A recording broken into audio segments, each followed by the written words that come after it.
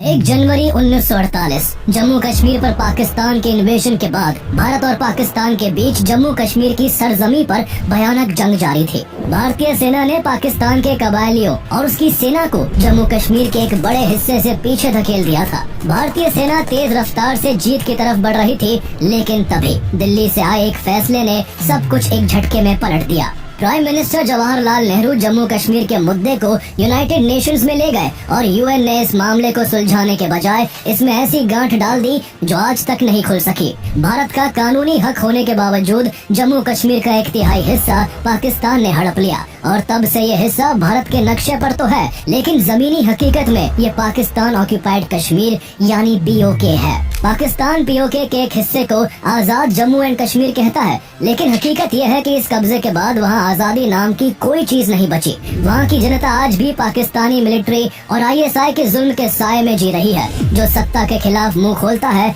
वो या तो लापता हो जाता है या फिर मिटा दिया जाता है। कश्मीर को जन्नत कहा जाता है, लेकिन अफसोस पाकिस्तान ने कब्जाए गए कश्मीर को आतंक की फैक्ट्री बना दिया है। POK से ही लश्कर तैयबा, जैश-ए-मोहम्मद और हिजबुल मुजाहिदीन जैसे आतंकी संगठन ऑपरेट करते हैं, जो दशकों से भारत में घुसकर भारत को चोट पहुंचाते आए हैं। पहलगाम हमला इसका लेटेस्ट एग्जाम्पल है। पाकिस्तान के लिए POK सिर्फ एक जमीन का टुकड़ा है जिसे उसने हमेशा केवल अपने निजी फायदे और सौदेबाजी के लिए इस्तेमाल किया है। साल 1963 में उसने POK का 5180 स्क्वायर किलोमीटर का एरिया चीन को गिफ्ट कर दिया था, ताकि जब भारत इसे वापस लेने की कोशिश करे तो वो चीन को ढाल की तरह इस्तेमाल कर सके। चाइना पाकिस्तान के साथ मिलकर POK के रास्ते ही China Pakistan economic corridor CPEC नाम का 3000 किलोमीटर का इंफ्रास्ट्रक्चर नेटवर्क बना रहा है, जो भारत की सुरक्षा के लिए एक गंभीर खतरा है। युद्ध की स्थिति में चाइना इसी रास्ते से न केवल पाकिस्तान तक हथियार और अपनी सेना पहुंचा सकता है, बल्कि भारत की मिलिट्री डिप्लॉयमेंट पर बारीकी से नजर भी रख सकता है। ऐसे में भारत के प्राइम मिनिस्टर से लेकर फॉरेन मिनिस्टर, होम मिनिस्टर और डिफेंस मिनिस्टर तक कई मंचों से ऐलान कर चुके हैं कि POK भारत का अभिन्न हिस्सा है और भारत इसे वापस लेकर रहेगा। लेकिन सवाल ये है कि POK पर पाकिस्तान का कब्जा कैसे हुआ? पाकिस्तान POK में शासन कैसे करता है? POK भारत के लिए कितना जरूरी है और आखिर भारत इसे कैसे वापस ले सकता है? 1947 में जब भारत आजाद हुआ था, तब मुस्लिम लीग की डिमांड और ब्रिटिशर्स की चालों के चलते पाकिस्तान नाम का एक नया देश बनाकर भारत से अलग कर दिया गया था। पार्टीशन से पहले भारत में 584 प्रिंसली स्टेट्स थी, जिन पर राजा महाराजा राज करते थे।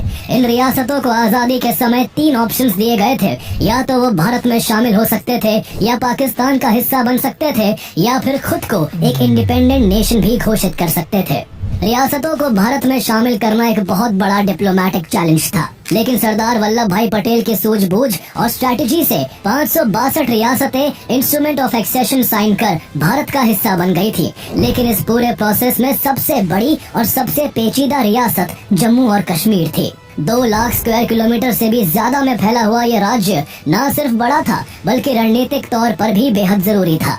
यहाँ के राजा हरि सिंह हिंदू थे, लेकिन उनकी रियासत की लगभग 77% आबादी मुस्लिम थी।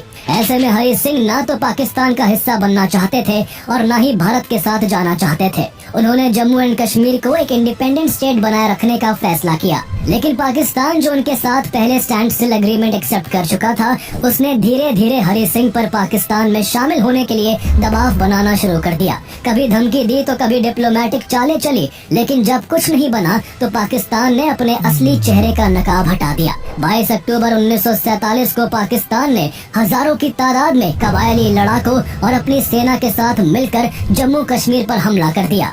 जिस कश्मीर को लोग जन्नत कहते थे, वहाँ कुछ ही दिनों में नर्क जैसा मंजर बन गया।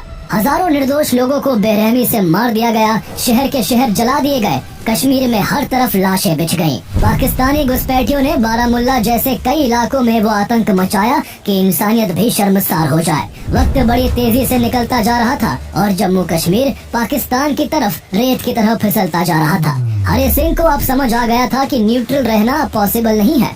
उन्होंने भारत से तुरंत मदद की गुहार लगाई, लेकिन जब तक जम्मू कश्मीर ऑफिशियली भारत का हिस्सा नहीं बनता, तब तक भारत चाहकर भी लीगली मिलिट्री एक्शन नहीं ले सकता था।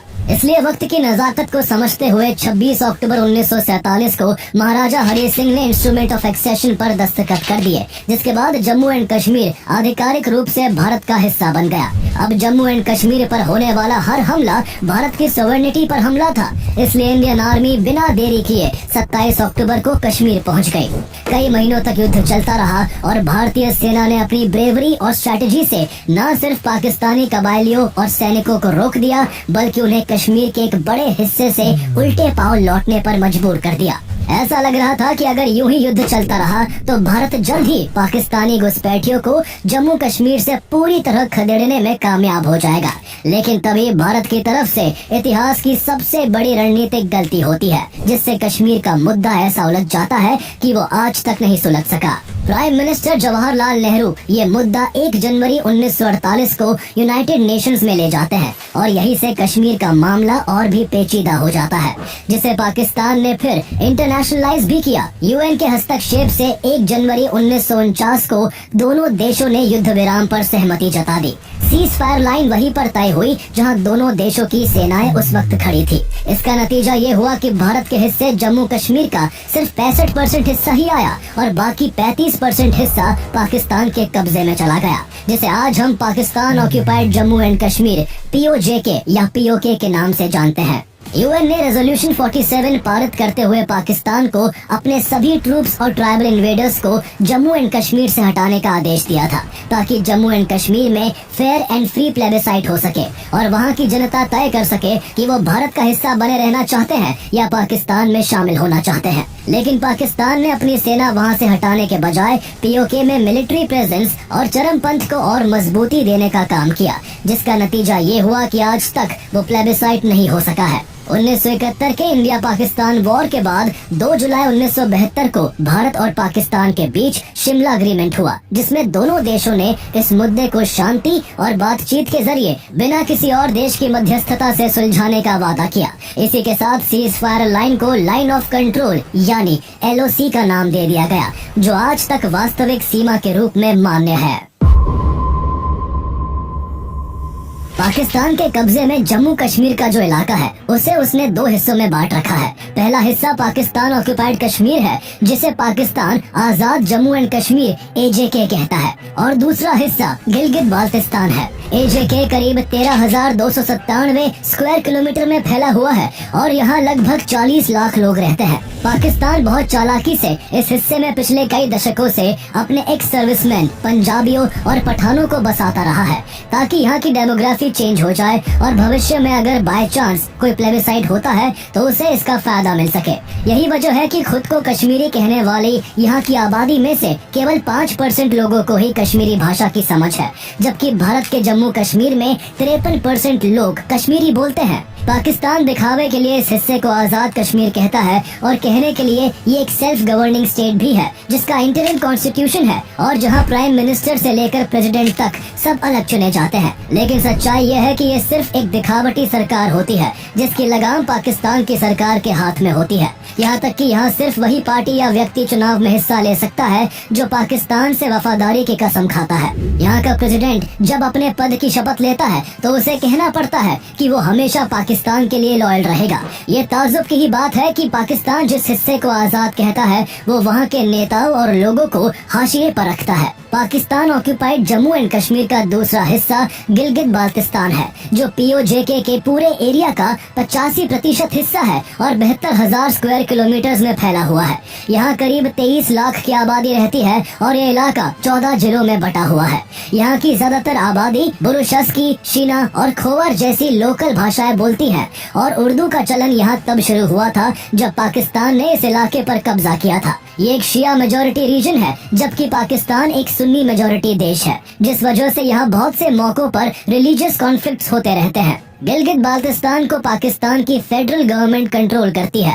यहाँ चीफ मिनिस्टर और गवर्नर होते हैं, लेकिन इनकी लगाम भी पाकिस्तानी सरकार के हाथों में होती है। 5 अगस्त 2019 को जब से भारत सरकार ने जम्मू कश्मीर राज्य से आर्टिकल 370 हटाकर उसे 2 यूनियन टेरिटरीज जम्मू कश्मीर और लद्दाख में रिऑर्गेनाइज किया है, तब से पाकिस्तान ने भारत के इस कदम का विरोध करते हुए गिलगित बाल्टिस्तान को अपना 5वां प्रांत बनाने की कोशिशें शुरू कर दी है। हालांकि अभी तक इसे आधिकारिक रूप से घोषित नहीं किया गया है। पाकिस्तान के कॉन्स्टिट्यूशन में AJK और गिलगित बाल्टिस्तान दोनों ही हिस्सों को उसके द्वारा कब्जाए जाने की वजह से पाकिस्तान का इंटीग्रल पार्ट नहीं माना गया है और पाकिस्तान खुद इन्हें डिस्प्यूटेड टेरिटरी कहता है। इसके अलावा AJK और गिलगित बाल्टिस्तान के लोग पाकिस्तान की पार्लियामेंट के लिए वोट नहीं करते और न ही वो किसी फेडरल इलेक्शन में हिस्सा ले सकते हैं। पाकिस्तान ने हमेशा जम्मू कश्मीर के इन कब्जा हिस्सों को केवल अपने निजी फायदे के लिए इस्तेमाल किया है।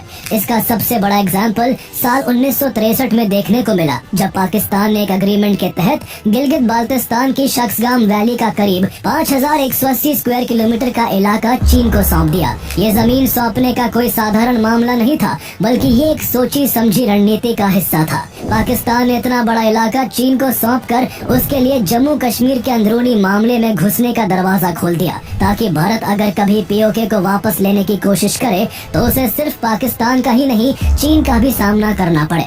हालांकि भारत ने इस चाइना पाकिस्तान बॉर्डर अग्रीमेंट को कभी मान्यता नहीं दी और हमेशा इसे गैर कानूनी बताया है। इस अग्रीमेंट के बाद ही चीन और पाकिस्तान की नजदीकियां शुरू हो गई। इसी समझौते के बाद काराकोरम हाईवे KKH का कंस्ट्रक्शन शुरू हुआ, जो पाकिस्तान के पंजाब से होकर खैबर पख्तूनख्वा और गिलगित बाल्टिस्तान को पार करता हुआ सीधे चीन के जिनजियांग तक पहुंचता है। इसी हाईवे को एक्सटेंड करते हुए बाद में पाकिस्तान और चीन ने मिलकर China Pakistan economic corridor CPEC नाम का प्रोजेक्ट शुरू किया, जो भारत की सोवरेनिटी पर बहुत बड़ा खतरा है। भारत ने कई बार इंटरनेशनल मंचों पर CPEC का विरोध करते हुए साफ कहा है कि POK भारत का अभिन्न हिस्सा है और वहाँ कोई भी थर्ड पार्टी एक्टिविटी पूरी तरह गैर कानूनी है। पाकिस्तान ने कब्जाए हुए जम्मू कश्मीर यानी POK का इस्तेमाल सिर्फ सिंबॉलिक तौर पर नहीं किया, बल्कि उसने इसे भारत में आतंक फैलाने की फैक्ट्री भी बना दिया। पाकिस्तान ने 1980s में ही POK में टेररिस्ट ट्रेनिंग कैंप्स खोलकर आतंकियों को इंडिया में हमले करने की ट्रेनिंग देना शुरू कर दिया था। पाकिस्तान ने जमात-ए-इस्लामी कश्मीर और JKLF जैसे पॉलिटिकल ग्रुप्स को भी फंड करके कश्मीर में इंडिया के खिलाफ माहौल बनाने का काम किया। हिंदुओं और कश्मीरी पंडितों की टारगेटेड किलिंग भी इसी प्लान का हिस्सा थी, जिसे पाकिस्तान ने ऑपरेशन टूपाक नाम दिया था। 1990 में लाखों कश्मीरी पंडितों का पलायन इसी के चलते हुआ। इसके बाद एक बड़े आतंकी हमले हुए। 1998 में वनधामा, प्रंकोट और चापनारी जैसी जगहों पर मासूमों का कत्ल हुआ। 2000 में अमरनाथ यात्रियों पर हमला हुआ। 2001 में Jammu and Kashmir legislative assembly को निशाना बनाया गया। 2016 में उरी, बारामुल्ला, 2019 में पुलवामा, 2024 में सोनमर्ग, गुलमर्ग और रियासी में कोऑर्डिनेटेड अटैक्स हुए और हर एक हमले की जड़ पाकिस्तान और POK में मौजूद टेरर नेटवर्क से जुड़ी थी। 22 अप्रैल 2025 का पहलगाम हमला भी इसी बड़ी साजिश का हिस्सा था। ऐसे हमले करने वाले आतंकियों को पाकिस्तान की इंटेलिजेंस एजेंसी ISI और पाकिस्तानी सेना की देखरेख में पाकिस्तान और POK में ट्रेन किया जाता है। POK में घुसपैठ कराकर भारत में तबाही मचाई जाती है। पर सवाल उठता है कि पाकिस्तान आखिर भारत के खिलाफ टेररिज्म का सहारा क्यों लेता है और भारत को चोट पहुंचाने के बजाय पाकिस्तान अपनी तरक्की पर ध्यान क्यों नहीं देता? इसका जवाब जानने के लिए हमें साल 1947 में चलना होगा, जब पाकिस्तान अस्तित्व में आया। विभाजन के बाद पाकिस्तान को ब्रिटिश इंडियन आर्मी का 30% हिस्सा, नेवी का 40% और एयरफोर्स का 20% मिला, लेकिन इकोनॉमी का सिर्फ 17.5% हिस्सा ही उसके पास आया। ऐसे में इतनी बड़ी सेना को संभालना पाकिस्तान के लिए भारी पड़ गया। 1948 में जब पाकिस्तान के पहले प्रधानमंत्री लियाकत अली खान ने पहला बजट पेश किया, तो उसका 75% हिस्सा डिफेंस और सेना की तनख्वाह पर खर्च हुआ। ये पाकिस्तान के हर क्षेत्र में मिलिट्री की पकड़ मजबूत होने की शुरुआत थी। देखते ही देखते पाकिस्तान के रिसोर्सेज और पॉलिटिक्स पर पाकिस्तानी आर्मी ने इस कदर पकड़ बना ली कि 1958 में जनरल अयूब खान ने देश का पहला मिलिट्री कू कर दिया। इसके बाद कॉन्स्टिट्यूशन डिसॉल्व हुआ, मार्शल लॉ लगा और फिर पाकिस्तान एक लोकतंत्र से ज्यादा एक सैन्य राज्य बनकर रह गया। 1977 और 1999 में भी 2 और मिलिट्री कू हुए और ये साफ हो गया कि पाकिस्तान में असली ताकत सेना के ही पास रहेगी। इसी वजह से पाकिस्तान में ये हाल है कि 1947 से आज तक कोई भी प्राइम मिनिस्टर अपना 5 साल का टेन्योर पूरा नहीं कर पाया। वहाँ कभी सिविलियन गवर्नमेंट को बर्खास्त कर दिया जाता है, तो कभी सरकार सिर्फ सेना की कठपुतली बनकर रह जाती है। जो भी नेता सेना की लाइन से हटता है, या तो उन्हें एग्जाइल में भेजा जाता है, फांसी पर चढ़ा दिया जाता है या फिर जेल में सड़ाया जाता है। इसका जीता जागता एग्जाम्पल पाकिस्तान के पूर्व प्रधानमंत्री इमरान खान है, जो आज भी जेल में है और जिनके साथ पाकिस्तानी सेना की ज्यादतियों की खबरें समय समय पर बाहर आती रहती है। पाकिस्तान की सेना को पता है कि भारत से अगर रिश्ते सुधर गए तो उनकी ताकत कम हो जाएगी, इसलिए भारत से दुश्मनी पाकिस्तान की सेना की सर्वाइवल स्ट्रेटेजी बन गई है। इसी माइंडसेट ने 1965, 1971 और 1999 की जंगों को जन्म दिया, जिनमें हर बार पाकिस्तान को हार का सामना करना पड़ा। 1971 की हार पाकिस्तान के लिए सबसे शर्मनाक थी, जिसमें 93,000 पाकिस्तानी सैनिकों को भारत के सामने सरेंडर करना पड़ा और पाकिस्तान अपने आधे हिस्से ईस्ट पाकिस्तान से हाथ धो बैठा। पाकिस्तानी आर्मी को समझ आ गया था कि भारत से सीधी जंग में वो कभी नहीं जीत सकते, इसलिए पाकिस्तान ने प्रॉक्सी वॉर का रास्ता चुना, जिसमें नुकसान भारत को हो लेकिन पाकिस्तान सीधे तौर पर जिम्मेदार ना दिखे। यही से ISI और पाकिस्तानी सेना ने मिलकर आतंक का इंफ्रास्ट्रक्चर खड़ा किया और जैश-ए-मोहम्मद, लश्कर-ए-तैयबा, हिजबुल मुजाहिदीन जैसे संगठनों को पाला गया। POK और पाकिस्तान के भीतर दर्जनों ट्रेनिंग कैंप्स तैयार किए गए, जहां आतंकियों को हथियार, नक्शे और घुसपैठ की ट्रेनिंग दी जाती है। जम्मू कश्मीर में हमला करने के लिए POK से ही आतंकियों को भेजा जाता रहा है, क्योंकि वहां की जियोग्राफिकल कंडीशंस आतंकियों को भारत में घुसपैठ का एक आसान रास्ता प्रदान करती है।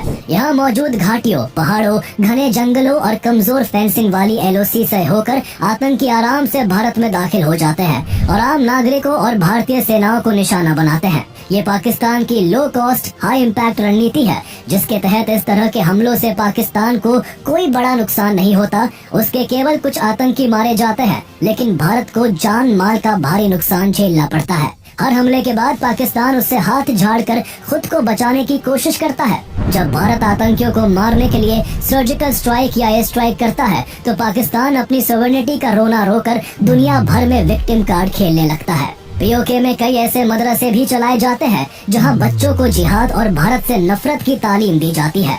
हाल ही में जब भारत ने पहलगाम अटैक का जवाब ऑपरेशन सिंदूर के जरिए दिया और आतंकी कैंप्स को तबाह किया, तो पाकिस्तान की बौखलाहट साफ देखने को मिली। पाकिस्तान के डिफेंस मिनिस्टर ख्वाजा आसिफ ने नेशनल असेंबली में कहा था कि अगर जरूरत पड़ी तो मदरसों के बच्चों को सेना में शामिल किया जाएगा, क्योंकि वो हमारी सेकेंड लाइन ऑफ डिफेंस है। उनका ये बयान साबित करता है कि पाकिस्तान की नजर में मदरसे शिक्षा के नहीं बल्कि आतंक के कारखाने हैं। भारत अब तक 3 बार पाकिस्तान और POK के आतंकी ठिकानों पर प्रहार कर चुका है, लेकिन कुछ महीनों की शांति के बाद ये आतंकी फिर से उठ खड़े होते हैं, क्योंकि आतंक अब पाकिस्तान की नीतियों का हिस्सा बन चुका है। सालों से पाकिस्तान आतंकवाद को एक प्रॉक्सी वॉर की तरह इस्तेमाल करता आया है, और जब भी भारत मिलिट्री एक्शन की तरफ बढ़ता है तो पाकिस्तान न्यूक्लियर वॉर की गीदड़ भभकी देता है, ताकि इंटरनेशनल ताकतें दोनों देशों को बातचीत के लिए मजबूर कर दे और युद्ध की स्थिति ना बन पाए।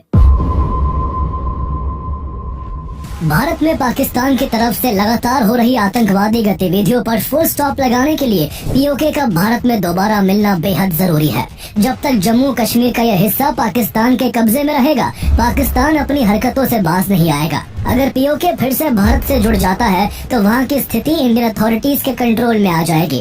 आतंकवादी कैंप्स का सफाया किया जा सकेगा और आतंकियों पर सीधा शिकंजा कसा जा सकेगा। ऐसे में पाकिस्तान के लिए भारत में आतंक फैलाना बेहद मुश्किल हो जाएगा। लेकिन POK के भारत से जुड़ने का फायदा सिर्फ इतना नहीं है, बल्कि POK भारत के लिए स्ट्रेटेजिक, इकोनॉमिक और जियोपॉलिटिकल तीनों ही मोर्चों पर बेहद अहम है। POK की लोकेशन इसे स्ट्रेटेजिकली बेहद सेंसिटिव बनाती है। इसकी सीमाएं कई देशों से लगती है। ये वेस्ट में पाकिस्तान के खैबर पख्तूनख्वा पास और अफगानिस्तान के वखान कॉरिडोर से मिलता है। नॉर्थ में चीन के जिनजियांग प्रोविंस, साउथ में पाकिस्तान के पंजाब प्रोविंस और ईस्ट में भारत के बाकी जम्मू एंड कश्मीर से मिलता है। अगर POK भारत का हिस्सा होता तो भारत को अफगानिस्तान से सीधी रोड कनेक्टिविटी मिलती। अफगानिस्तान को सेंट्रल एशिया और साउथ एशिया के बीच स्थित होने की वजह से हार्ट ऑफ एशिया कहा जाता है।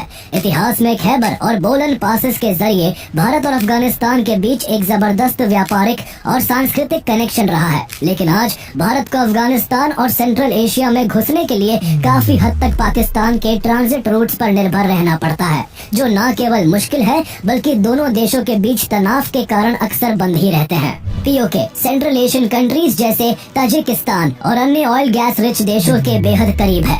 अगर ये हिस्सा भारत के पास होता तो भारत को इन नेचुरल रिसोर्सेज तक पहुंचने में हजारों किलोमीटर की दूरी की बचत होती। तेल और गैस को भारत तक लाने में अरबों डॉलर्स की लागत घट जाती। कनेक्टिविटी की कमी की वजह से आज भारत और सेंट्रल एशिया के बीच ट्रेड वॉल्यूम सिर्फ 2 बिलियन डॉलर्स का है, जबकि वही चाइना का ट्रेड वॉल्यूम सेंट्रल एशिया के साथ भारत से करीब 50 गुना ज्यादा यानी 100 बिलियन डॉलर्स का है। इस इलाके के पाकिस्तान के कब्जे में होने के कारण भारत इन व्यापारिक फायदों से वंचित रहा है। अगर भारत पीओके को वापस ले लेता है तो गिलगित बल्तिस्तान में दोबारा एडमिनिस्ट्रेशन होने के बाद भारत श्रीनगर, कारगिल होते हुए स्कर्दू, गिलगित और फिर इरशाद पास के जरिए अफगानिस्तान और सेंट्रल एशिया तक पहुंच सकेगा। जैसे ही ये ट्रेड रूट खुलेगा, जम्मू कश्मीर, लद्दाख, हिमाचल प्रदेश और पंजाब जैसे राज्यों की अर्थव्यवस्था में जबरदस्त उछाल आएगा। ये इलाके फिर सिल्क रूट जैसे इंटरनेशनल ट्रेड हब्स बन सकते हैं।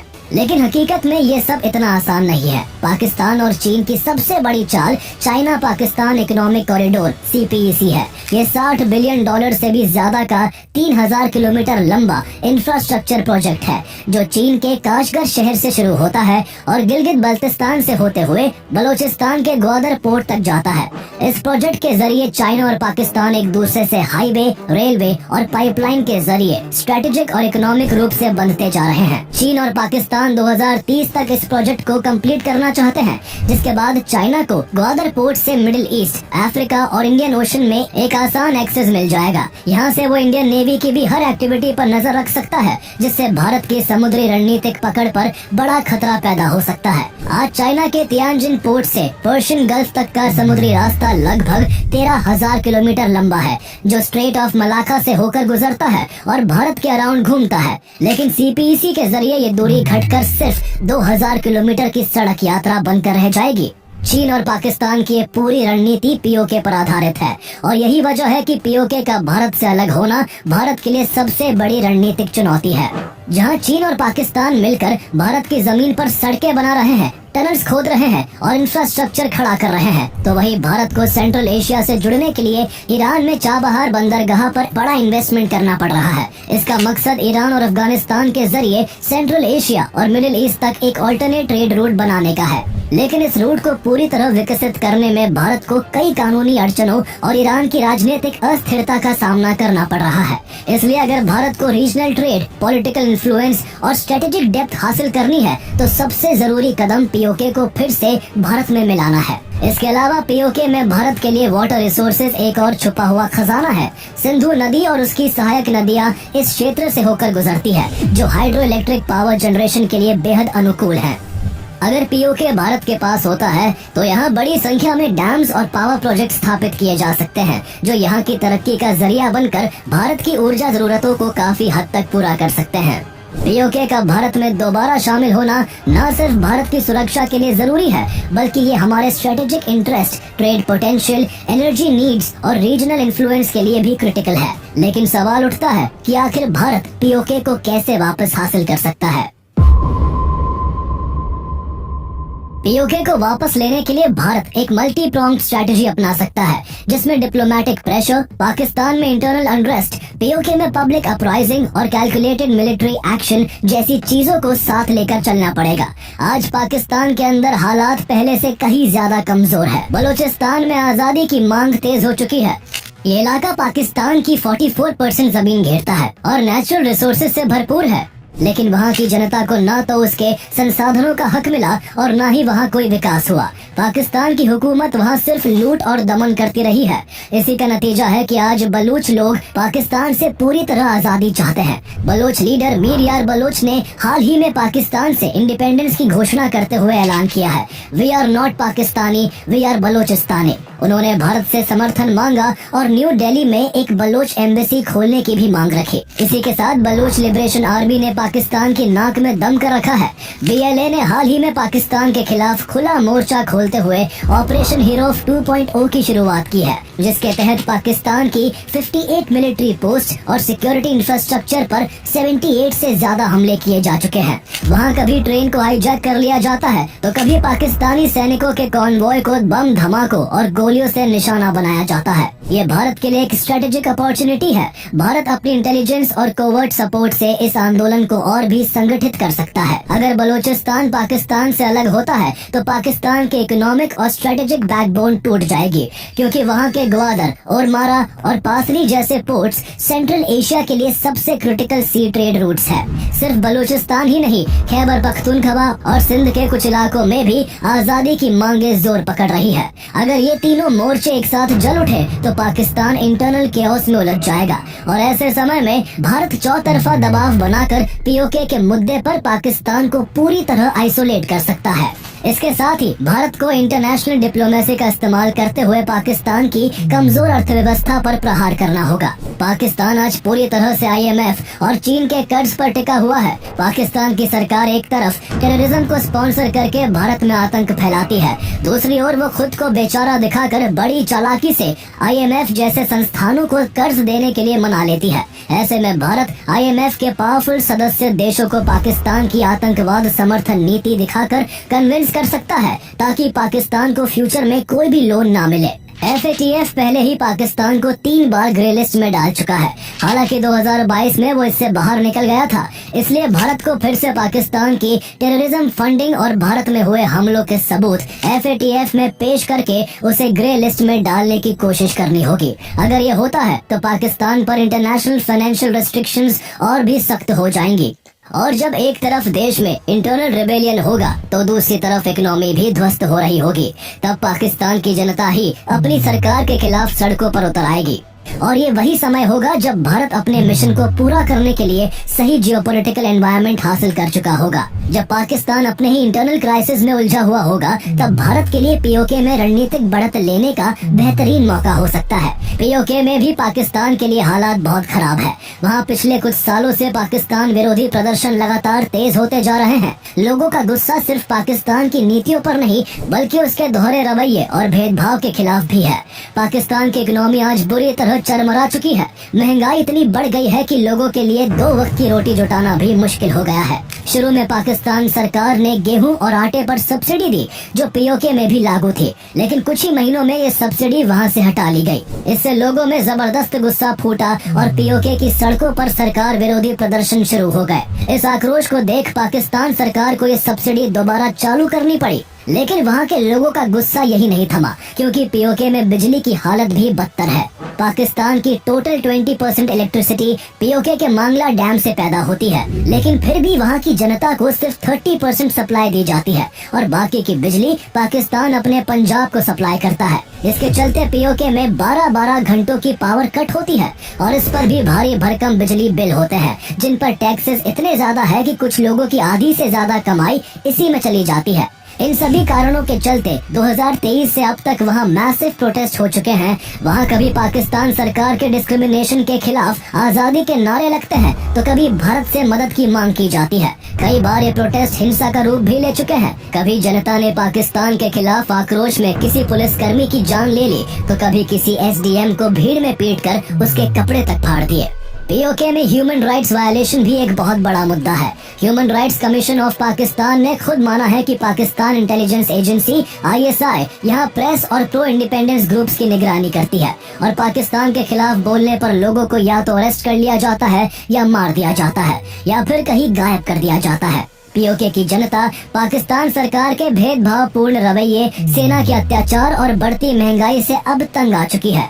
ऐसे में भारत के पास एक बड़ा अवसर है कि वो अपनी इंटेलिजेंस के जरिए वहाँ के जन आंदोलनों को दिशा दे सकता है। AJK में पाकिस्तान की कठपुतली सरकार होती है जो लोगों की आवाज से ऊपर पाकिस्तान के हुक्म को रखती है। यहाँ अभी चौधरी अनवरुल हक प्राइम मिनिस्टर है जो पाकिस्तान के इशारे पर नाचते हैं। समय समय पर AJK के रिप्रेजेंटेटिव्स पाकिस्तान की इंटरफेरेंस को ओपनली क्रिटिसाइज कर चुके हैं। ऐसे में अगर भारत वहाँ की लोकल पार्टीज को बैक करके एक प्रो इंडिया पॉलिटिकल लीडरशिप को नर्चर करे, जैसे कि कभी सिक्किम में हुआ था, तो एक नया पॉलिटिकल फोर्स उभर सकता है जो आने वाले सालों में जनमत को भारत के पक्ष में मोड़ देगा। अगर दोनों देशों के बीच पीओके को लेकर जंग होती है तो भारत सैन्य ताकत में भी पाकिस्तान से कई गुना मजबूत है। आज भारतीय सेना दुनिया की 4थी सबसे ताकतवर सेना है और 14.5 लाख एक्टिव सैनिकों के साथ भारत के पास दुनिया की दूसरी सबसे बड़ी एक्टिव आर्मी है। बेशक ओवरऑल मिलिट्री पावर में भारत पाकिस्तान से बहुत आगे है, लेकिन बात इतनी सीधी भी नहीं है। पीओके का इलाका बेहद दुर्गम और पहाड़ी वाला है और ऊंचे पहाड़, नैरो रास्ते और सीमित रोड कनेक्टिविटी के कारण यहाँ जमीनी जंग भारत के लिए चुनौती बन सकती है। भारी टैंक, हथियार और रसद पहुँचाना यहाँ आसान नहीं होगा, जबकि पाकिस्तान को वहाँ की ज्योग्राफिकल कंडीशंस की पूरी जानकारी है। इसलिए भारत को किसी भी मिलिट्री एक्शन से पहले वहाँ के लोगों का मन पूरी तरह जीतना होगा ताकि वो भारत की मदद कर सके। चूँकि पीओके एक बेहद मिलिटराइज्ड जोन है जिसे पाकिस्तान ने भारी सैन्य मौजूदगी के साथ किले की तरह बना रखा है, इसलिए किसी भी मिलिट्री ऑपरेशन की शुरुआत में सबसे पहले पाकिस्तान की महत्वपूर्ण सैन्य चौकियों और इंस्टॉलेशंस को निशाना बनाकर खत्म करना जरूरी होगा। इसके बाद ही जमीन पर टेरिटोरियल कैप्चर करने की रणनीति अपनाई जा सकती है। वहाँ के कुछ Pakistan supported groups and terrorist organisation भी भारत के काम में अड़ंगा डाल सकते हैं, इसलिए इंडिया के लिए इन्हें भी काबू में रखना जरूरी होगा। अगर भारत पीओके में कोई मिलिट्री एक्शन लेता है तो चाइना का इस जंग में शामिल होना भारत के लिए सबसे बड़ा खतरा होगा। पाकिस्तान ने पीओके का कुछ हिस्सा पहले ही चीन को दे रखा है और चीन पीओके के गिलगित बाल्टिस्तान से सीपीईसी का स्ट्रेटेजिक रूट भी बना रहा है। इसलिए अगर भारत वहाँ कोई कार्रवाई करता है तो चीन मिलिट्री और इकोनॉमिकल दोनों स्तर पर अपनी दखल दे सकता है और यही भारत के सामने टू फ्रंट वॉर का सबसे बड़ा खतरा है। ऐसे में पाकिस्तान के साथ साथ चीन से भी लड़ना भारत की मुश्किल काफी बढ़ा सकता है। इसलिए भारत चीन को युद्ध में शामिल होने से रोकने के लिए मल्टी फ्रंट डिप्लोमेसी के सहारे काउंटर कर सकता है। चीन कई बार यूनाइटेड नेशंस में पीओके से जुड़े भारत के प्रस्तावों पर वीटो लगा चुका है, लेकिन अब हालात बदल चुके हैं। भारत आज कई पावरफुल इंस्टीट्यूशन का हिस्सा है जिसमें अमेरिका, रूस, जापान, ऑस्ट्रेलिया, ब्रिटेन और कई यूरोपीय देश शामिल है। क्वाड का गठन ही इसलिए हुआ था ताकि चीन के बढ़ते दबदबे को रोका जा सके। ऐसे में भारत उन देशों के साथ मिलकर चीन को पीओके के मुद्दे पर चुप करवा सकता है। यूएन में भारत के समर्थन में अब अमेरिका, रूस, फ्रांस और ब्रिटेन जैसे 4 बड़े वीटो पावर है। हालांकि अमेरिका और ब्रिटेन जैसे देश सबसे पहले अपना फायदा देखते हैं, इसलिए उन्हें अपने पक्ष में करना आसान नहीं होगा। लेकिन जब पाकिस्तान भीतर से पूरी तरह बिखर रहा होगा, उसके प्रांत बगावत की कगार पर होंगे और पीओके की जनता खुलकर आजादी की मांग कर रही होगी, तब भारत को इंटरनेशनल सपोर्ट जुटाना पहले से आसान हो जाएगा। और उसी वक्त भारत एक कड़े सैन्य ऑपरेशन के जरिए पीओके को फिर से खुद में शामिल कर सकता है। इसके बाद अगर दोनों देशों के बीच वॉर होती है तो न्यूक्लियर वॉर का खतरा भी रह सकता है। पाकिस्तान कश्मीर को अपने गले की नस बताता है, जिससे साफ है कि वो कश्मीर के लिए आखिरी हद तक जाने की कोशिश कर सकता है। भारत और पाकिस्तान दोनों ही देशों के पास न्यूक्लियर वेपन्स है, लेकिन Bharat no first use policy को मानता है, जिसके हिसाब से जब तक कोई देश भारत पर परमाणु हमला नहीं करेगा, भारत ऐसा कोई कदम नहीं उठाएगा। लेकिन पाकिस्तान इस नीति को नहीं मानता। अगर उसे भारत से कोई खतरा महसूस हुआ तो वो पहले न्यूक्लियर हमला कर सकता है। इस तरह का अस्थिर रवैया किसी भी युद्ध को बेहद खतरनाक बना सकता है। भारत को इन पहलुओं को ध्यान में रखकर ही कोई बड़ी सैन्य कार्रवाई करनी होगी। सिर्फ इतना ही नहीं, बड़े युद्ध का एक परिणाम ये भी होगा कि जहाँ पाकिस्तान की अर्थव्यवस्था बिल्कुल गर्त में चली जाएगी, तो वही युद्ध की एक बड़ी कीमत भारत की इकोनॉमी को भी चुकानी पड़ेगी। लेकिन नुकसान को देखकर क्या भारत के एक अभिन्न हिस्से को हमेशा के लिए दुश्मन देश के हवाले छोड़ा जा सकता है? पीओके सिर्फ कोई जमीन का टुकड़ा नहीं है, बल्कि वो भारत के मुकुट कहे जाने वाले जम्मू कश्मीर का वो हिस्सा है जो भारत की पहचान और अधिकार है। पीओके को वापस हासिल करना सिर्फ एक जियोपॉलिटिकल एम नहीं है, बल्कि ये भारत की कॉन्स्टिट्यूशनल रिस्पॉन्सिबिलिटी और नेशनल प्राइड का सवाल है। यही वजह है कि जम्मू कश्मीर विधानसभा में 24 सीटें सिर्फ और सिर्फ पाकिस्तान ऑक्यूपाइड कश्मीर पीओके के लिए रिजर्व रखी गई है। जम्मू कश्मीर का नक्शा तभी पूरा होगा जब उसका हर इंच भारत के पास वापस आएगा। ये रास्ता लंबा और जटिल जरूर है, लेकिन हर भारतीय को यकीन है कि वो दिन जरूर आएगा जब जम्मू कश्मीर का ये हिस्सा सिर्फ भारत के नक्शे में नहीं, भारत की सरहदों में भी शामिल होगा।